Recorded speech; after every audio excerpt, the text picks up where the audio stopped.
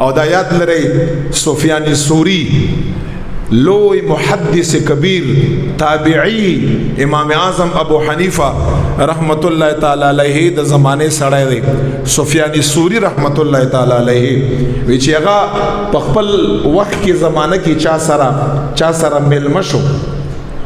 او وی چې د مبارک ته یا طعام کې خدا خوراک ورته کې خدا نو چې کله خوراک ورته کې خدا د په مزاج باندې په هغه خوراک کې مالګه کم وا کما با یا با نوا یا با کما وا نو دای هغه صاحب خانه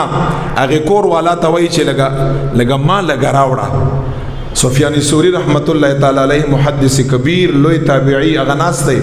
وی چې دغه صاحب خپل کور په طرف باندې आवाज ک او سی وی چې هغه ما لګا راوړی چا په دریم حج کې ما راوړی را پدریم حج کی چې کومه ما لگا مکی مکرمه نا غدریم حج کې ما راوړی دا چې هغه ما لگا سفیان ثوری لراوړی وی سفیان ثوری ورته فرمایل چې ما لګم پرې را او درې واړه حجونه د رب لا یزال ختم کړه ورته فرمایي دی خبره ته ضرورت دي چې دریم حج کې چې ما کومه ما لگا دي ته ما لگا راوړه خبره ختمه مونږ استاد داسې الفاظي او بیا په زړه کې څه ویو چې ما خو دا نیتو چې سفیان ثوری سے بیا بل داسې کسي هغه خوشحال شي چې حج والا مالګه را باندې وخړی نیتم دی رای وړاو داسې ورته وایا چې دا د حج والا مالګه بس هغه باندې کار کیږي پته ورته ونه لګي چې ستا حج والا دا وکړه بل چا نو چې आवाज یادا وکړي چې هغه دریم سفیان ثوری ورته فرمای مالګم براوړه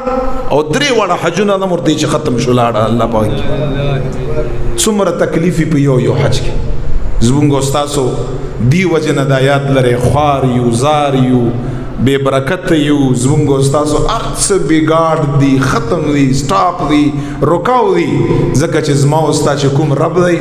هغه د پاره ګناهونه خو زما استاد ډیری هغه د پاره خو ثوابونه د عام مخلوقات ته پاره ګناهونه د رب د پاره د رب نه فرمانه او ثوابونه د عام انسانانو د پاره باغې کې خامخ دي کوي